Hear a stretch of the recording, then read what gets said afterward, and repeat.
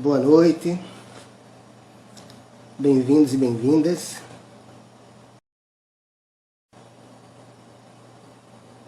E aí, como é sempre bom estar contando com os amigos e amigas para esse apoio, né? Fico feliz, obrigado. Pronto, vamos começar com a introdução, porque logo vou convidar o professor Wagner para a gente começar realmente o nosso debate. A ação filosofia, sentido e significado, acima de tudo, é uma extensão do projeto Compartilhando Conhecimento, porque a intenção sempre é a troca de experiências, é a ampliação do conhecimento acerca de determinados fenômenos relacionados ao ato pedagógico. E essa série ela vai estar sendo veiculada à luz da filosofia, porque está associada a um projeto de pesquisa, um projeto de extensão da Uninter. Jarbas, seja bem-vindo, boa noite. Lourdes. Adriana, boa noite, seja bem-vinda. Então a gente vai ter todo sábado às 19 horas, em blocos de 4 encontros. Esse primeiro vai estar relacionado ao ensino fundamental, e aí a gente vai iniciar com uma breve introdução à história da filosofia. Mas qual a intenção primeira? A essência desse encontro é inspirar. A gente vai estar discutindo abordando alguns temas desafiadores, inspiradores, porque justamente a intenção é essa. É levantar algumas questões, porque na verdade tem a ver com a própria proposta, a essência da filosofia, né? E aí a ideia é convidar alguns profissionais, algumas referências, amigos e amigas, para relacionar os temas de forma que a discussão ela seja de fácil acesso, que ela seja clara, mas que inspire, que favoreça, acima de tudo, um debate, uma participação dos presentes. Então, na essência, essa é a nossa intenção. Hoje, por exemplo, a gente vai falar de uma forma mais tranquila, né? Tomando como uma linha mestra uma breve história da filosofia, levantando alguns elementos para pontuar os momentos históricos que caracterizam determinados eventos importantes, expoentes, mas sem se aprofundar. A ideia, na verdade, é favorecer o debate, uma participação maior de vocês, acima de tudo. Outra coisa que eu vou estar pedindo durante esse nosso debate, que vocês deixem o contato de vocês, especialmente o e-mail, porque, como eu falei que estava associado a um projeto de extensão da Uninter, então todos os participantes vão receber certificados. Então quem tiver interesse, por favor, eu precisarei dos e-mails.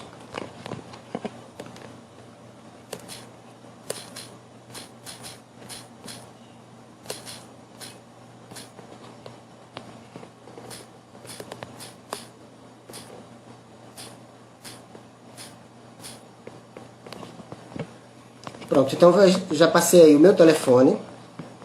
Essa vai ser uma das formas de facilitar esse contato, para que vocês enviem especialmente os e-mails, para que possam receber os certificados pela participação desse encontro. Então eu vou convidar aqui o professor Wagner para iniciarmos aqui nosso encontro Filosofia, Sentido e Significado, com o tema Introdução à História da Filosofia.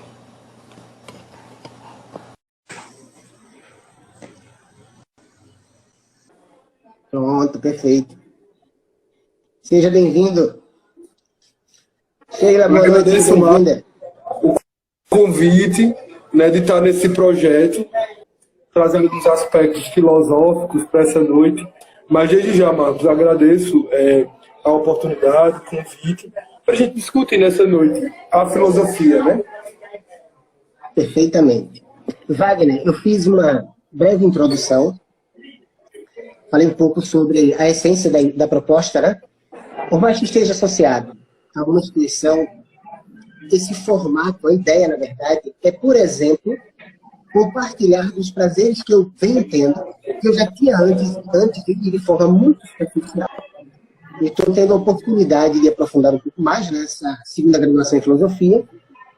E, acima de tudo, é justamente para que, pensando nessa corrente do bem compartilhar, que as pessoas se sintam tão inspiradas e desafiadas a conhecerem um pouco mais da filosofia. Quando eu procurei você, né, já era justamente para realizar um projeto muito antigo. E aí eu pedi umas orientações e, especialmente, esse primeiro encontro, fico muito feliz que seja exatamente com você, por causa do respeito e educação que eu tenho. E aí eu vou agora introduzir realmente nossa missão. Primeiro, como sempre, dando as boas-vindas, né? Quem está chegando agora, os amigos, as amigas. Boa noite a todos e a todas. E agora eu vou fazer a apresentação do tema, como eu já falei, introdução à história da filosofia, e que seja de uma forma bem tranquila, mas que assim provoque algumas reflexões. Porque a intenção em si, na essência, pensando na ação da própria filosofia, né, ela tem esse viés. E aí eu vou estar sempre, como eu reforcei, né, vou estar sempre falando durante que os participantes que tiverem interesse vão receber certificados. Eu já passei aí o meu telefone para quem tiver interesse, especialmente os e-mails. Aí eu vou precisar de e-mails enquanto registro para enviar, para a instituição enviar os certificados.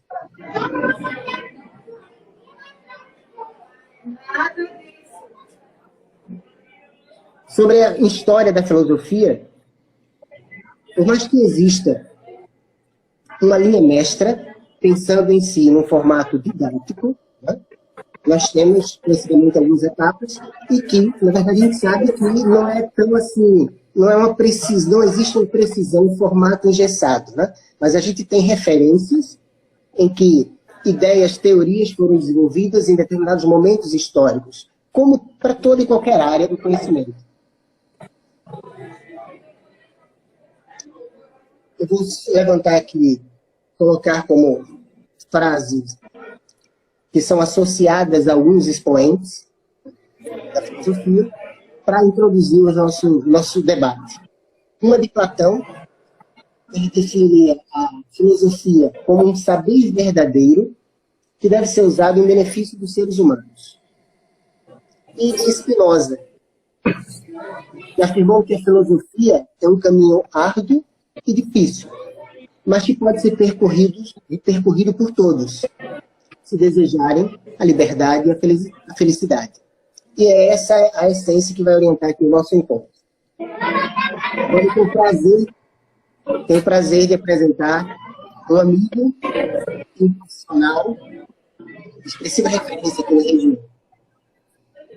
Professor doutor Anderson Wagner, advogado, escritor, professor universitário, produtor cultural e filósofo. E é uma pessoa, assim, muito transparente e de fácil acesso. Tive o prazer de conhecê-lo, inicialmente como profissional, né?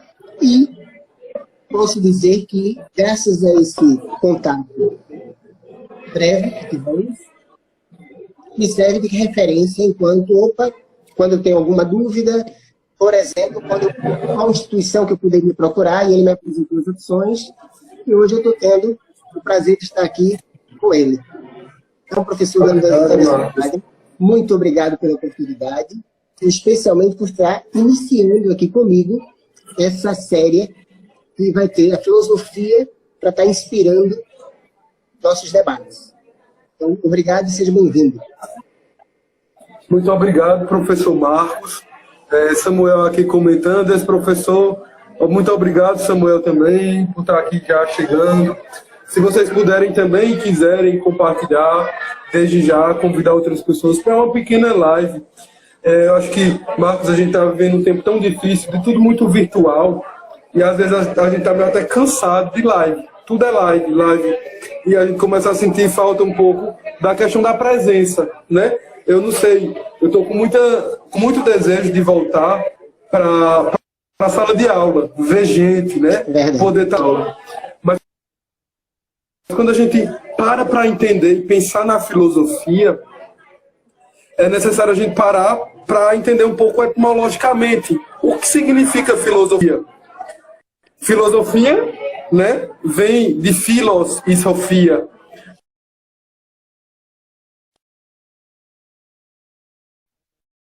Que o filósofo seja um sábio. O filósofo ele não se coloca em nenhum. O filósofo ele se coloca sempre como alguém que está nessa amizade, nessa busca constante pelo saber, pelo conhecer. O filósofo é alguém que não é acomodado, é alguém que busca respostas que dignifiquem a sua existência, que dignifiquem a sua história, os seus dias. Então, quando Marcos provoca, trazendo essas frases iniciais, a filosofia, para ser bem feita, ela parte de uma resposta interior. Eu preciso encontrar-me, saber, ou seja, na experiência socrática, da maiêutica, do parto das ideias, ou da experiência, né, que nós podemos chamar da experiência dialógica, da experiência do método, né, de se perguntar e por quê? Por tantos porquês, né? Então, desses porquês existenciais, nós precisamos chegar às respostas que nos movem a nossa vida, os ideais que nós temos. Então, da primeira experiência filosófica, nós podemos dizer que nós buscamos respostas interiores. A filosofia, ela é uma resposta interior. No segundo momento, nós precisamos perceber que a filosofia ela não é isolada. No momento que eu encontro essa resposta interior, eu tenho a necessidade de levá-la, de também tentar fazer com que as pessoas ao meu redor encontrem suas respostas. Então, filosofia não é uma ciência, não é uma disciplina isolada. É uma disciplina que gera a inquietação em outras pessoas. Por isso que Sócrates, ele incomodava tanto ao perguntar, né, ao fazer indagações no método. A dialética socrática é por quê? E por que isso? E é sempre incômodo nós nos perguntarmos por quê. Sabe, Marcos? Quantas pessoas a gente conhece que não gostam de filosofia?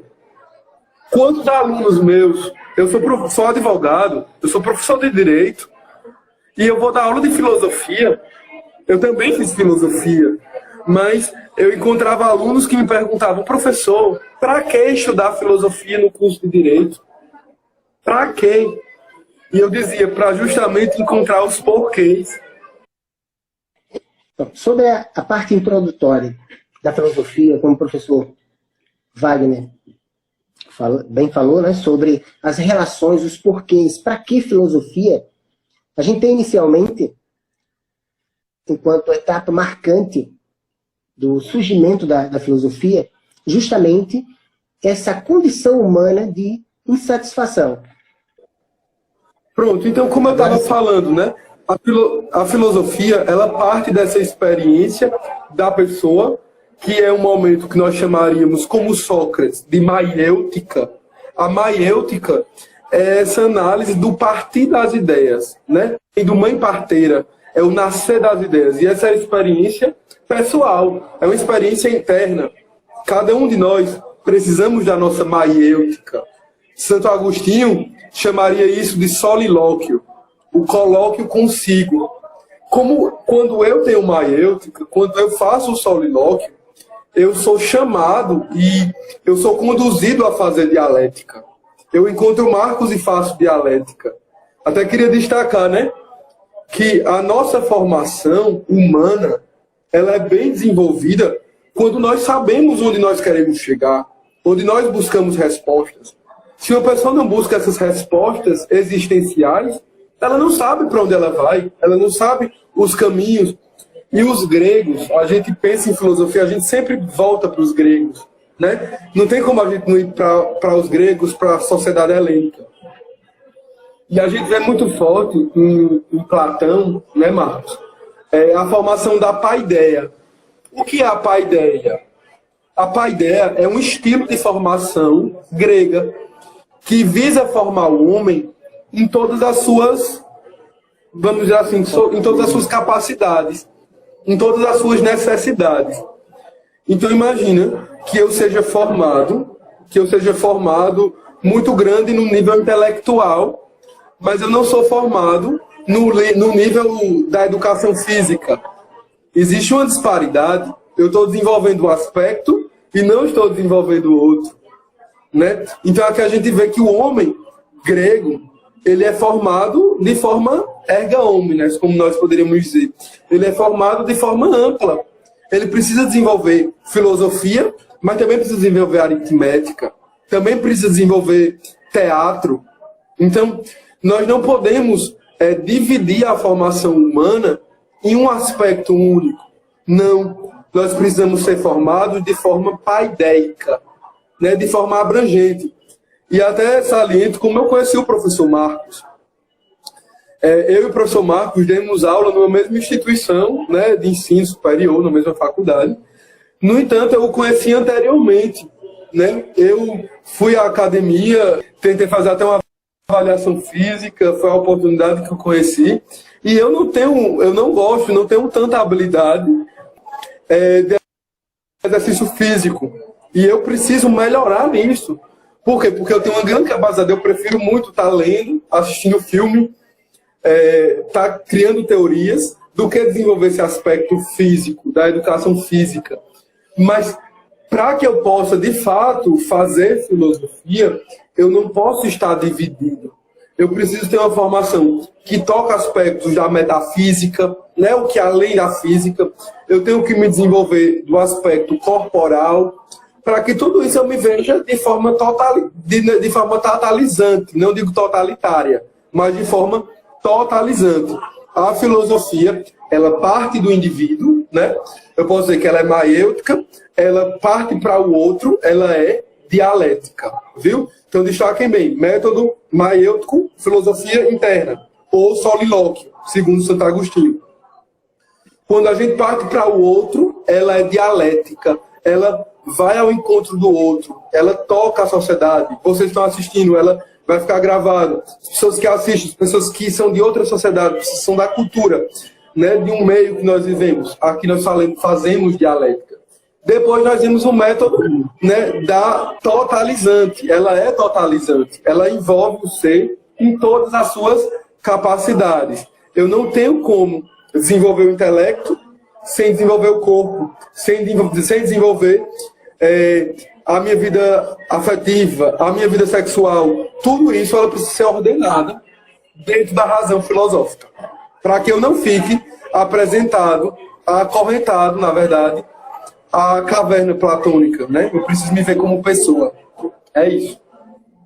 Vê que interessante, nessa sua fala, como alguns eventos foram marcantes, né?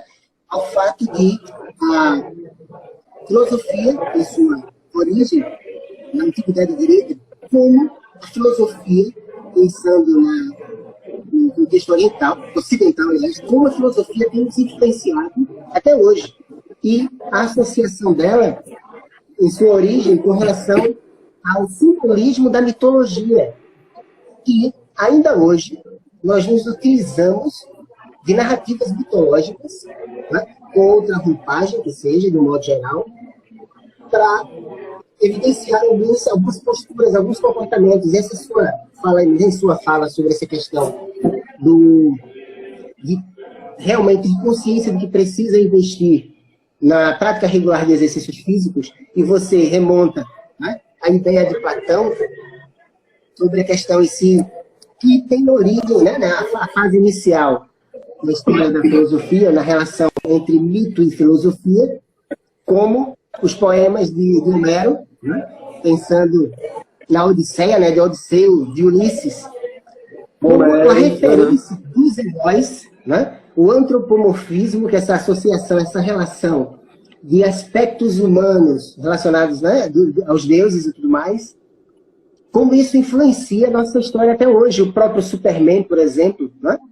E as estratégias são impressionantes. O Superman, esse distanciamento, quer dizer, um arquétipo, como diz Carl Jung, um arquétipo que, em muitos momentos, poxa, o que é que eu faria se eu fosse o super-homem? Algo nesse sentido. Quer dizer, quais princípios, quais valores são evidentes, né, nesse arquétipo, nesse modelo, que eu possa me inspirar para superar algumas resistências. Na nossa epifania, na nossa busca por uma evolução, uma pessoa melhor, em sentido amplo, na essência, né, da proposta assim, da filosofia, na fase inicial, como disse no início aqui do nosso encontro, que ela tem que ser para o bem do homem, né, para a felicidade, a saúde do homem, etc.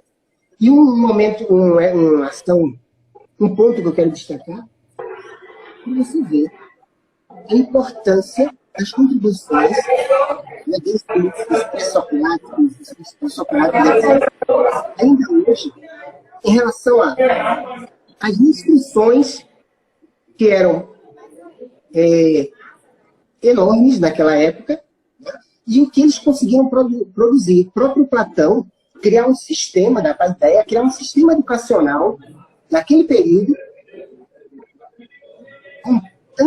com tanta riqueza, com tantos detalhes e as associações, isso é fantástico. Né? E hoje a gente tem um acesso à informação indiscutivelmente, quilometricamente muito maior, e muitas vezes a gente não sabe o que fazer com isso.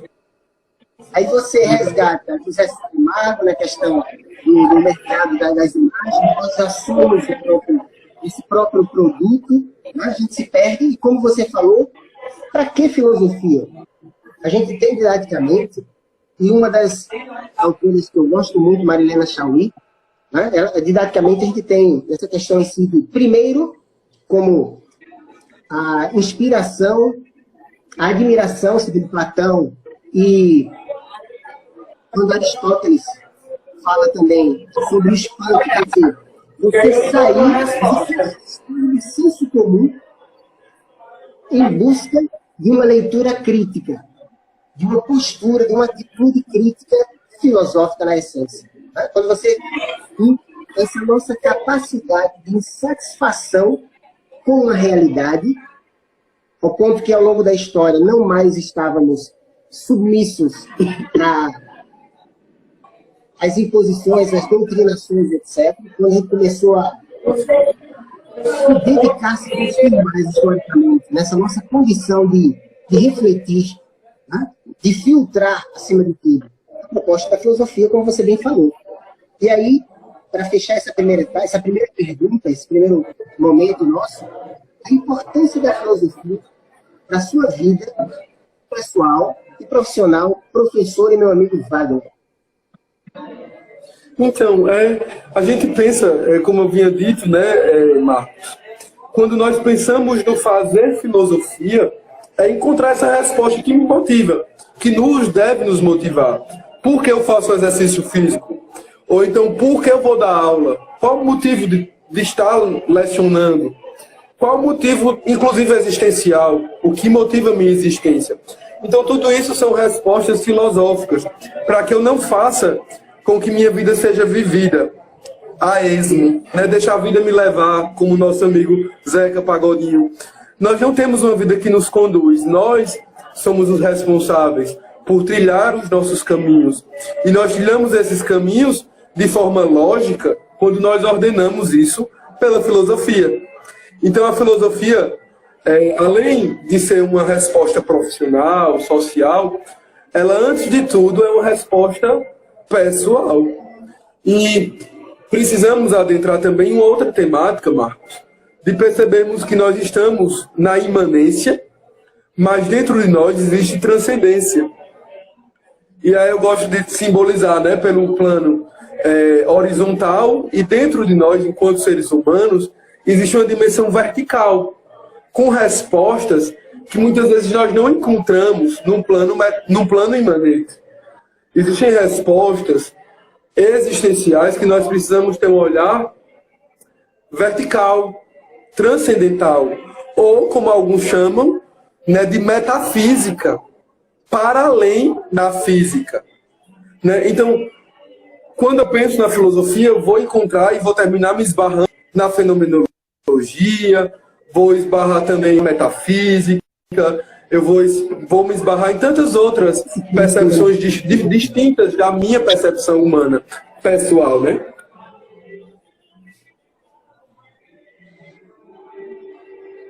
Então eu diria que a filosofia ela tem esse respaldo, né, para a minha vida, para a minha história, mas que não deve parar em mim. Ela deve ir para o encontro do outro, ir ao encontro do outro, né? Senão ela não tem sentido.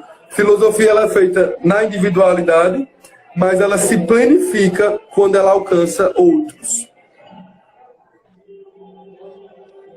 Nós temos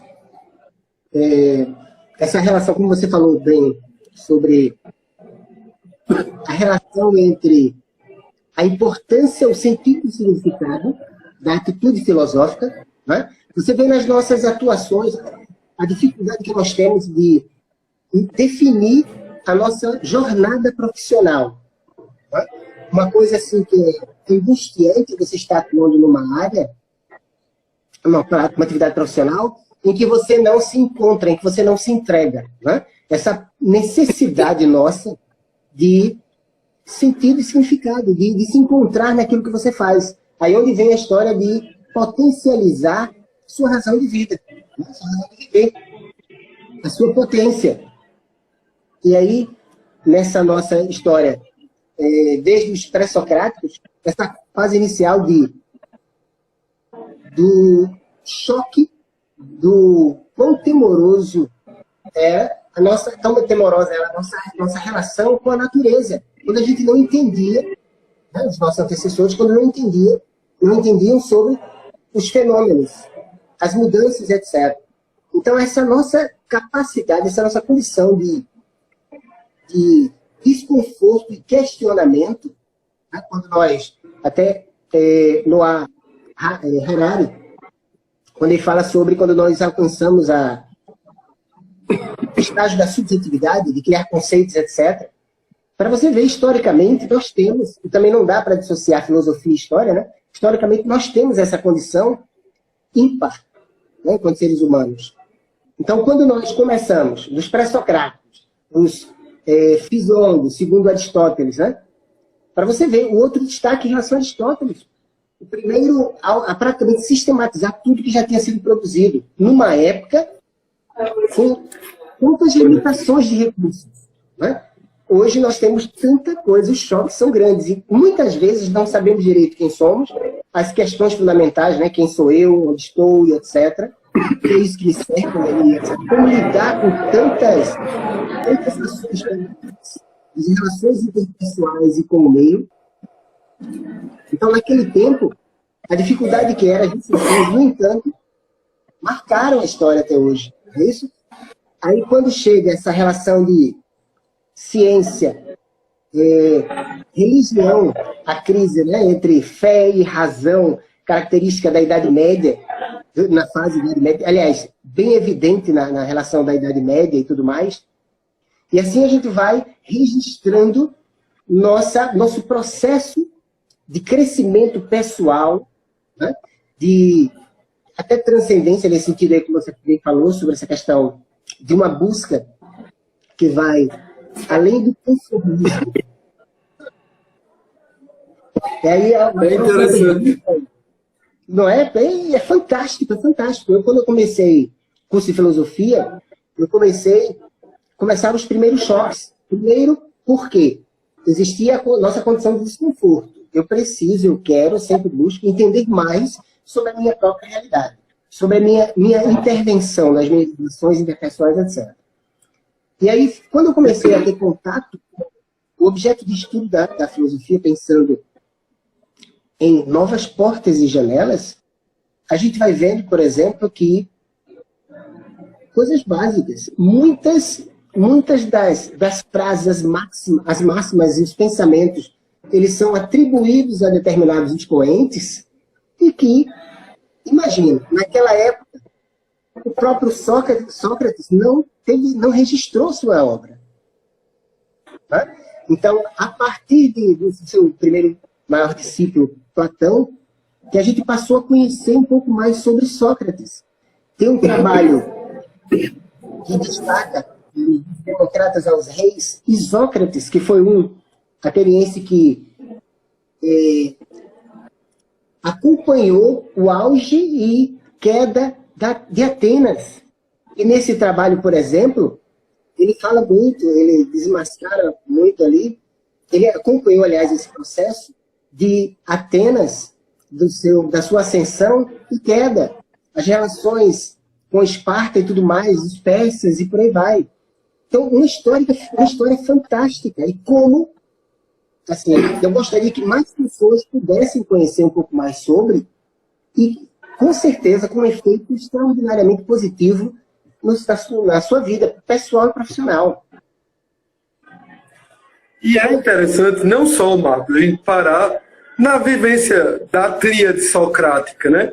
Platão, Aristóteles, Sócrates, Platão e Aristóteles. Porque muitas vezes a gente fica na tríade, né? Mas a gente pensar nos pré-socráticos, o quanto eles também têm a contribuir, mas não somente, né? Pensar também nos estoicos, pensar também nos cínicos, pensar também nos epicuristas. Eu acho que quando a gente pensa na história da filosofia e a gente pensa o que os epicuristas têm a nos falar hoje, o que os cínicos falam hoje. Então a gente atualiza isso para a nossa sociedade. Os epicuristas, pela busca do prazer, os epicuristas, eles dizem que nós precisamos ter os prazeres que são necessários e desprezar os prazeres não naturais, porque os prazeres não naturais, eles nos escravizam. E o que é o reflexo da nossa sociedade de hoje?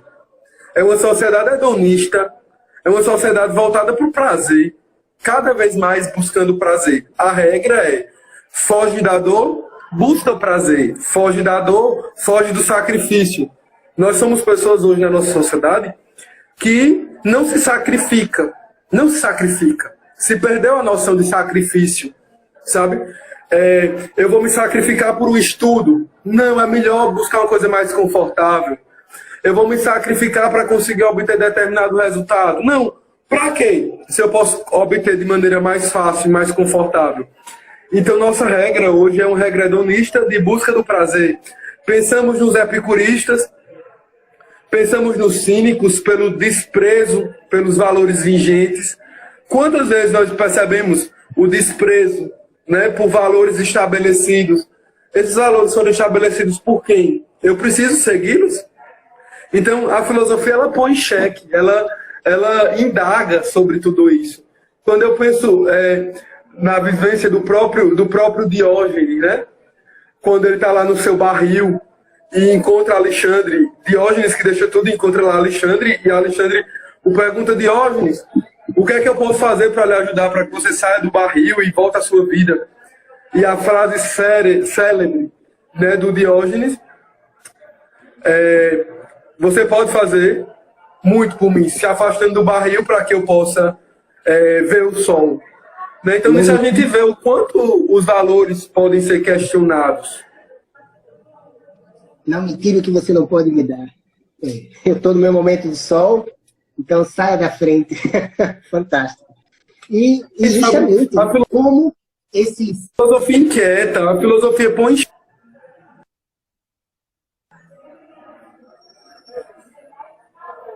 Para você ver como esses princípios, né, dessa fase que conclui a antiguidade, aliás, a idade antiga da filosofia, né, para passar para a fase da Idade Média, como você vê como estoicismo, civismo, e, como você bem falou, que determinados conceitos eram entendidos etimologicamente e semântica, essa relação entre etimologia e semântica, eram entendidos de uma forma e hoje são completamente diferentes. O cínico, associado à ideia do cachorro, né? Vida simples e tudo mais, como exemplo, o nosso expoente maior, o Diógenes, que existe um questionamento sobre se personagem Chaves é ou não inspirado no Diógenes, né? Eu acho bem legal, porque o Chaves ele tem a preocupação de viver dentro do barril e comer o sanduíche de presunto dele. Não tem outra preocupação, é muito imediatista. Eu acho muito bacana os estoicos também, né? Os estoicos, Marcos, eles é comum, né? Eles têm o nome de estoicos porque em Atenas existe o portal de Estoá.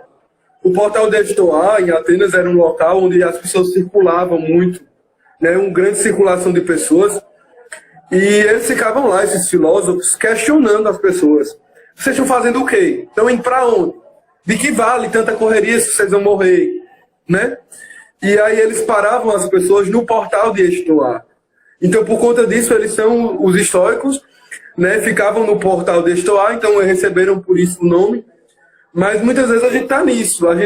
Eu imagino hoje os estoicos nos questionando no centro de Petrolina. Né? E aí, para que essa correria toda? Você está indo para onde? Qual o motivo de tudo isso? Né? Aqui a gente tem a Madame Devoy, que está lá sempre distribuindo um papelzinho, um panfleto da Madame Devoy. Mas entre os panfletos da Madame Devoy, imagina que alguém nos parasse e perguntasse qual é o sentido dessa correria toda? Para onde você está indo? Está correndo tanto para quê? Né? A gente viu que nós precisamos... Essa frase. Imagina, a morte, ela é certa. Né? Nesse tempo de pandemia, mais do que nunca a gente tem visto isso. De que nos valeu, do que vale tanto dinheiro, de que vale fazer tanto ou correr tanto e esquecer essas questões existenciais, né? Então, quando a gente pensa nesse tempo de pandemia, os estoicos são uma resposta que nos dizem, para que isso? Se a gente entrando na história da filosofia, né? A gente entra na patrística, na escolástica, que são escolas filosóficas medievais, a gente vê muito forte o Thanatos, a questão do sentimento de morte, do carpe diem, a gente vê também a questão do memento mori, lembra que morrerás. A Igreja Católica aqui na patrística e também na escolástica, lembra o tempo todo que nós somos pó, vamos voltar para o pó. Então a gente vê a questão das orações que são vânitas. Vânitas são tipos de lembretes que a nossa vida ela é fugaz. Nossa vida passa rapidinho. A gente se apega muito, a gente fica na vaidade. Mas rapidinho isso tudo passa. Tudo passa, rapidinho. Então quais são as respostas da minha existência? Né? Então a gente diz que a filosofia patrística e escolástica, embora sejam medievais, estão atuais. A filosofia ela não desatualiza, diferente do livro de direito. Né? Os alunos me perguntam, professor, eu compro que livro para estudar esse assunto em direito? Eu digo, ó, tem que ter cuidado, porque se você comprar esse livro agora, talvez quando você for estudar no terceiro período, no quinto período, no oitavo, esse livro não está mais valendo. Por quê? Porque as leis mudam. E uma lei mudando, aquele livro, que era com a lei anterior, ele perdeu o sentido. Aquele livro venceu. Livro de direito vence. Você compra ele até a lei mudar. A lei mudou, aquele livro já não serve, a não ser para referência histórica. Mas para assunto de prova, de concurso, vai estudar pelo livro velho, você reprova. Já livro de filosofia, não. Livro de filosofia não vence. Livro de filosofia é atualizado pelo tempo que nós estejamos vivendo.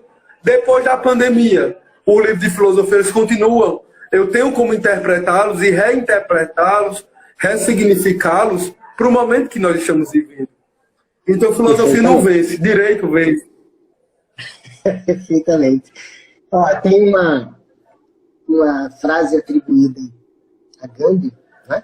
Que é: cabe olhar para trás, porque vendo a tortuosidade das nossas pegadas que poderemos traçar um caminho reto para o futuro. E aí, nessa questão da filosofia, da importância dela, como esses princípios da fase helenística, né, no final da transição para a Idade Média, como esses princípios eles podem ser aplicados hoje, assim como você falou da conhecida, rotulada Idade das Trevas, né? Esse conflito entre fé e razão, essa transição de Agostinho e Aquino e tudo mais, as contribuições que servem de referência ainda hoje para a gente se posicionar na nossa vida. A forma como nós lidamos com as nossas questões fundamentais sobre quem sou eu, né? Que realidade é essa, esse medo da morte, que na verdade está associado ao medo do desconhecido, que é uma questão fundamental desde o começo da história da filosofia. Né? Você falou sobre estudante de direito, para que filosofia? Aí já volta a história de novo da relação da mitologia, né? Sentido e significado, com a filosofia, com as ciências e etc. A história do toque de Midas, quando ele, na sua relação, né, para não contar a história, com Apolo e Dionísio, quando a gente fala do Apolíneo e Dionisíaco, a gente já vê, já resgata, já entra aí no foco, o Brasil é Nietzsche.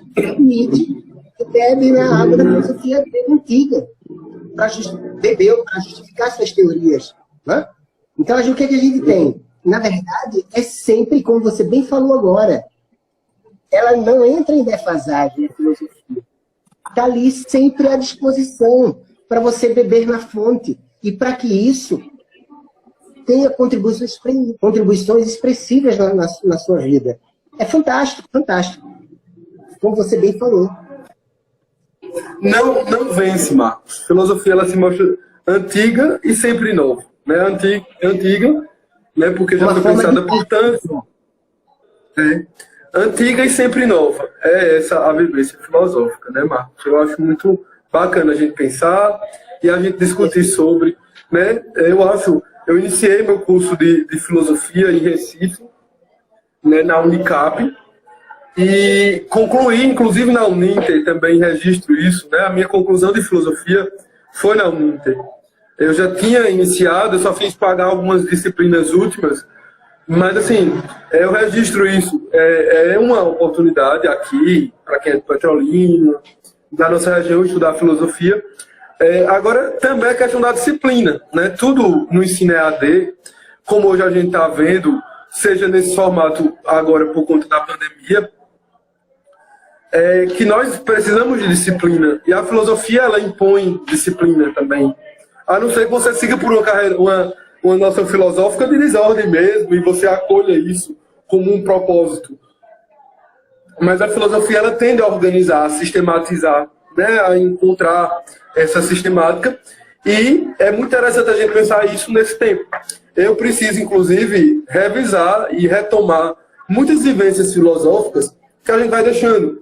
E a gente parou, né? Falava dos gregos, depois da Idade Média, quando a gente pensa na modernidade, na pós-modernidade.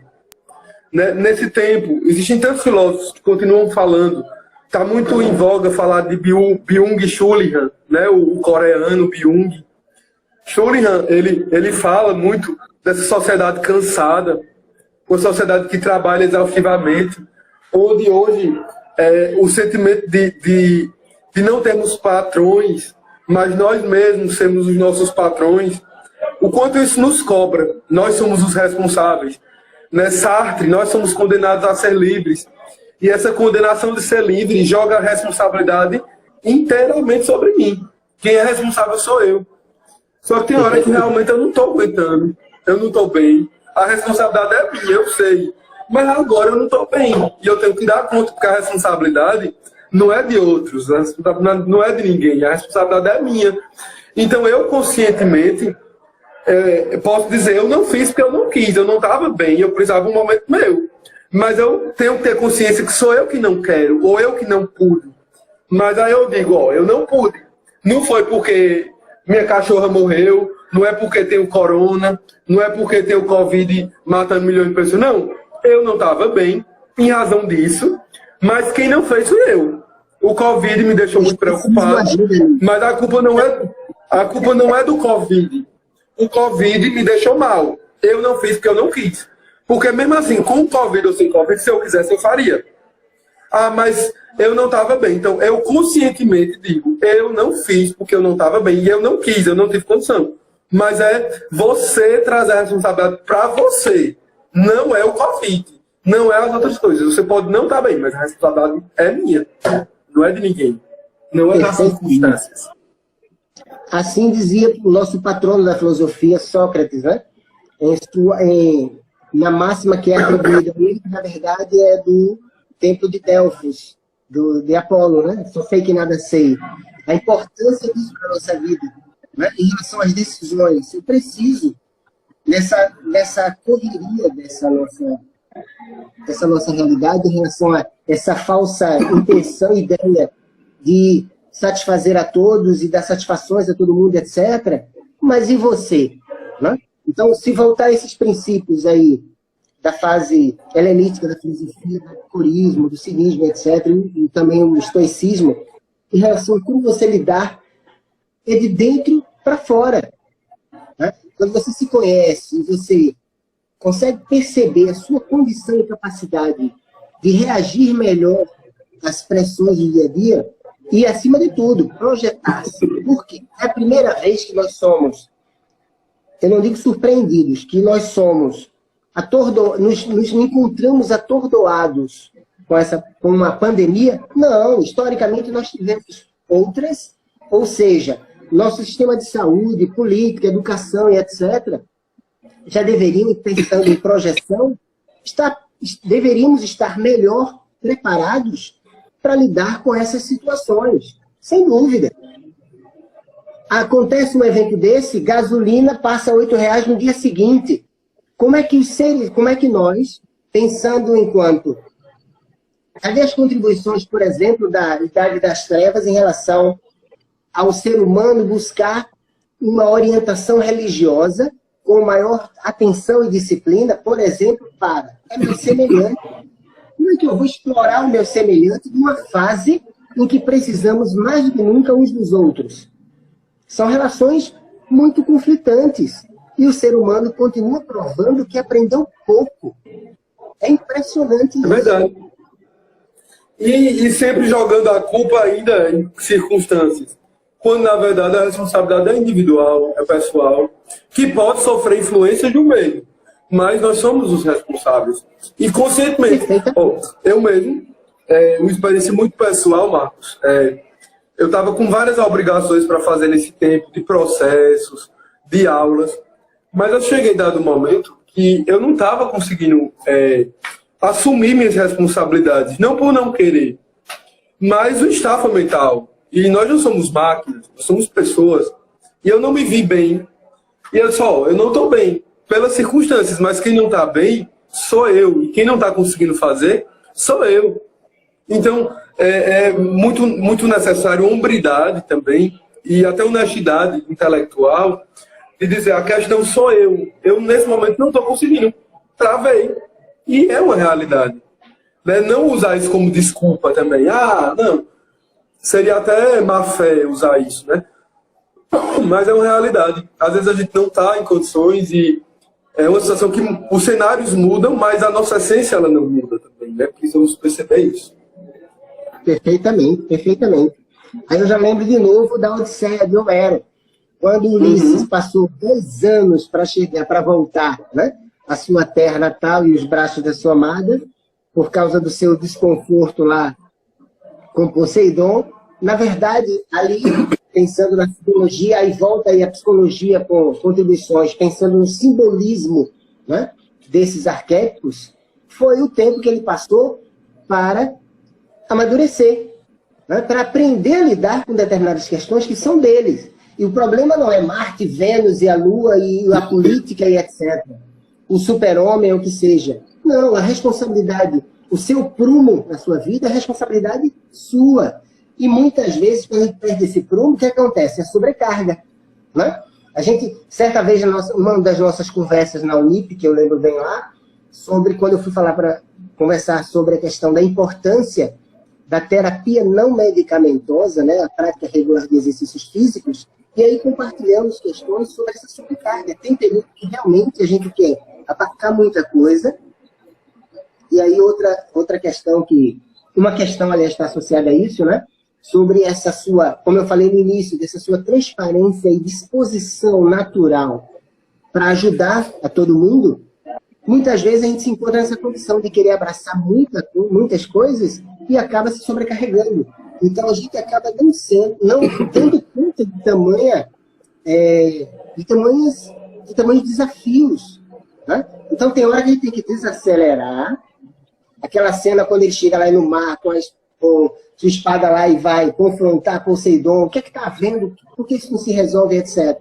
No momento que você parar e, vamos refletir sobre o que é que está havendo. E, na verdade, essas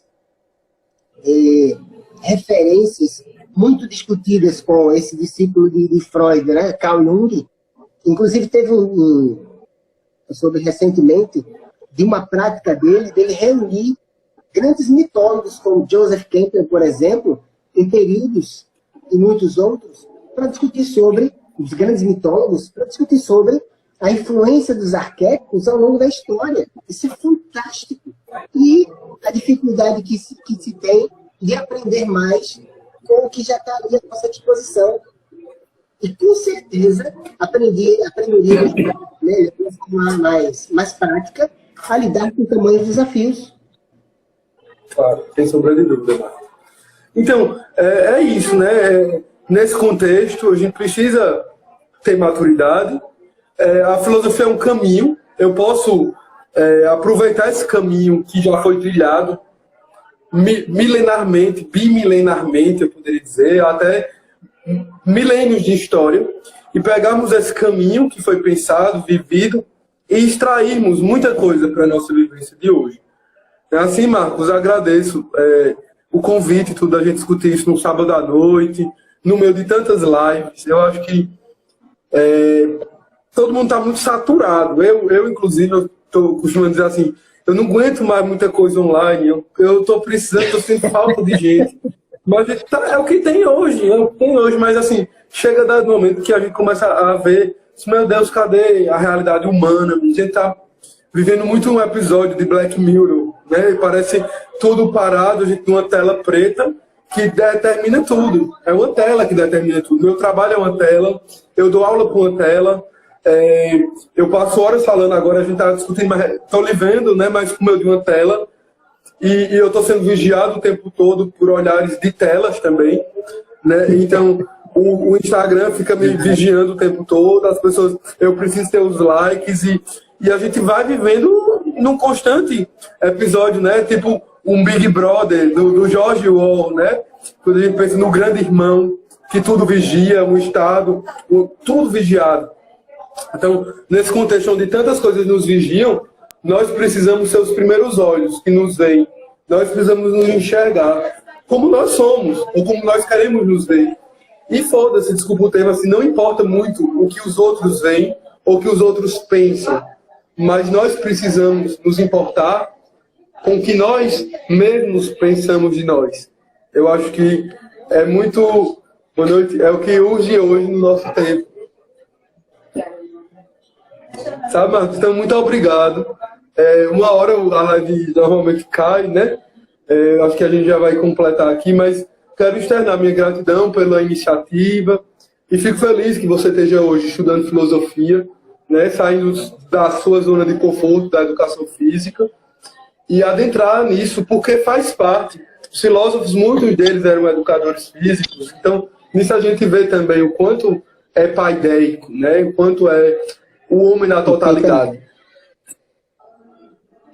Wagner, para encerrar aí, como é que você... Aí eu vou fazer levantar duas questões. Uma, pensando do lado de Bauman, quando ele denuncia nas obras extraordinárias dele, que eu super indico que as pessoas conheçam, compartilhem Zygmunt Bauman, quando ele fala sobre o nosso medo de morrer e a nossa dificuldade de dividir o que supostamente a gente acha que é nosso, nessa coisa da possessividade, etc., né? E essa nossa entrega passiva da troca que nós fizemos equivocada, de um modo geral, sobre autonomia, né, a segurança através de conhecimento, para uma falsa ideia de segurança quando transferimos nossas responsabilidades para uma instituição, para um outro órgão, etc., né, governo e por aí vai. Então, de um lado, Bauman, essa questão, qual seria a mensagem para encerrar, por exemplo, essa oportunidade, porque tudo é oportunidade para crescimento,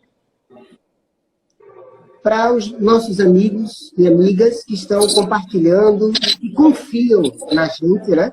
Enquanto referência ou enquanto pensando em um laço de alguma importância, para compartilhar informações que podem contribuir para reflexões positivas em sua vida. Como é que você fecharia esse nosso encontro com esse conflito? Quando a gente vê na ótica de Bauman, né? Essa sociedade, esse apego, é um mundo muito líquido, tudo muito fluido, né? Tudo muito, os relacionamentos, até o medo é líquido. Ora eu estou com medo, daqui a pouco, em instantes, o medo se vai, o amor é líquido. Ou seja, as amizades são líquidas, a gente, ora, mal conhece a pessoa, já está fazendo juros de amor. Amizade. Minutos, a gente conhece a pessoa no Instagram, conhece a pessoa no Face, já é super amigo, best amigo. Uma pessoa que a gente não sabe nem a história, não sabe nem de onde veio. E sendo que, concretamente, nós vamos ter poucos amigos. Bauman diz, né? Se a minha vida todinha, eu tenho 5 amigos. Eu estou com 90 anos, ele já é velho, perto dos 90. E ele dizendo assim, eu tenho décadas vivido, 8 décadas vividas, né? Eu tenho 5 amigos. 5. E esses eu chamo de amigos. Hoje um jovem, ele tem 5 mil no Instagram, dizia, no mínimo. Um jovem tem 10 mil no Instagram, seguidores. Mas desses, quais são os que ele tem de verdade? Quais são o que ele tem de verdade? Então, como tudo é líquido, as amizades são frágeis, voláteis, líquidas. Os relacionamentos, antigamente as pessoas faziam um sacrifício para manter um relacionamento. Eu sou advogado, faço divórcio, eu sou civilista. E às vezes eu vejo o divórcio por besteira.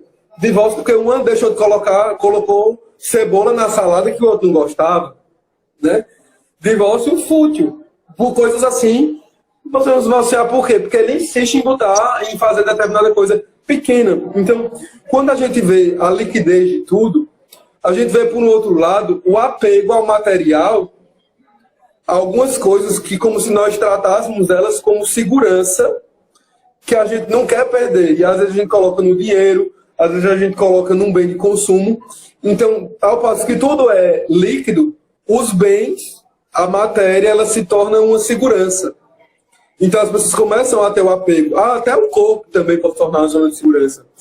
E aí entram distúrbios alimentares e tudo isso, porque é o meu local de segurança, é a única coisa que não é volátil, é meu corpo. Então eu vou viver em torno seja vários distúrbios, né, até a vigorexia, anorexia, bulimia, tudo isso vai sendo também formas de enaltecimento de algo material, em detrimento, né, em razão de viver em uma situação de liquidez. Quando a gente encontra algumas possibilidades de algo concreto, o apego. É um pouco disso, minha visão, Marcos. Ó, professora Helena Galvão, Lísia Galvão, ela teve uma mensagem dela, numa das suas palestras, que me chamou a atenção, que isso que você falou agora, esse seu discurso tem tudo a ver com maturidade. Essa seria uma das pedras fundamentais. E aí ela faz uma analogia com relação a muita gente, quando entra numa estação, entra ao trem, e aí pensando nas estações que seriam, digamos assim, as etapas de sua vida, pensando nesse processo de busca de maturidade, muita gente desce na primeira estação e quer ficar lá. E perde as oportunidades de você descer a cada estação, voltar e tudo mais, e aprender algo mais, e acrescentar algo mais, e etc. Então, essa questão da insegurança, traduzindo isso que você bem falou, né, poderia se colocar como uma referência, insegurança. E aí eu acabo transferindo para os outros uma responsabilidade que é minha. Essa entrega como um relacionamento que você mal começou, você acaba colecionando, na verdade, tombos, né? E muitas vezes não aprende praticamente nada. Então, tem muito a ver com maturidade, sem dúvida.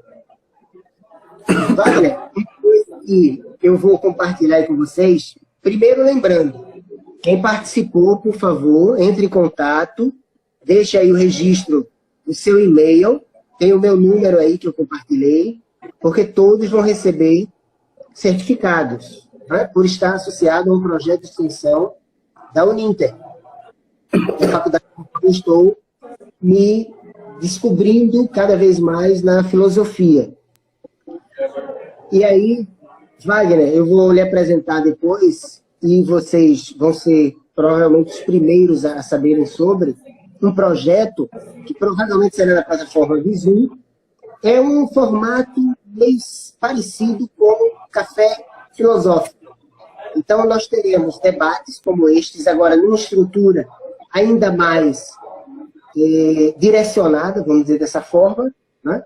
Com um público maior, sem dúvida, e com encontros regulares, mais naquele formato de café filosófico. E aí vão ter aqueles grupos de WhatsApp. É necessário inovar. Ou seja, o prazer que nós temos enquanto filósofos de aprender mais nas buscas fundamentais nossas de quem eu sou, onde estou, o que me cerca, etc., para melhor aprendermos a lidar com tantos tamanhos desafios, a gente vai estar compartilhando com um número maior de pessoas. Então, eu tenho o prazer de dizer que Wagner será o primeiro convidado, enquanto parceiro, para essa proposta de ampliar o alcance do que nos faz bem. Muito obrigado, Marcos, desde já, pelo convite. Espero poder somar os meus alunos, tantas pessoas boas que trabalham, estudam filosofia, aqui no Vale também. Viu, Marcos? Minha gratidão e obrigado pelo espaço, né, aberto hoje e que será aberto no seu projeto. Conte comigo, certo? Muito obrigado, meu amigo. Eu tenho grande admiração e respeito por sua pessoa e também enquanto profissional. A honra é minha. É recíproco. Perfeito, perfeito. Então, um abração. Vamos treinar. É uma coisa que eu preciso. Amanhã eu vou dar uma carreirinha lá pra vocês, se Deus quiser. Viu, Marcos? Vamos, grande abraço, amigo. Obrigado, meu amigo.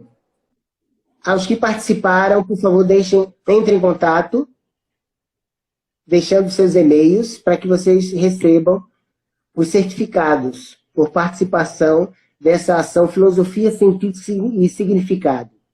Então, parabéns a todos, muita participação, um forte abraço. E todos os sábados, às 19 horas, nesse mesmo local, nesse mesmo perfil, vamos ter outros profissionais, que eu tenho o prazer de ver que são amigos e amigas. E aí, próximo sábado, nós vamos ter a mestra Katiuska Dickel, uma profissional extraordinária, em que vamos tratar sobre violência simbólica e feminismo. Uma profissional que tem um amplo conhecimento sobre o assunto e se entrega de corpo e alma para maior visibilidade de uma ação que é fundamental para relações mais saudáveis, mais coerentes com as nossas condições de crescimento. Então, a todos e todas, muito obrigado e um forte abraço. Até a próxima.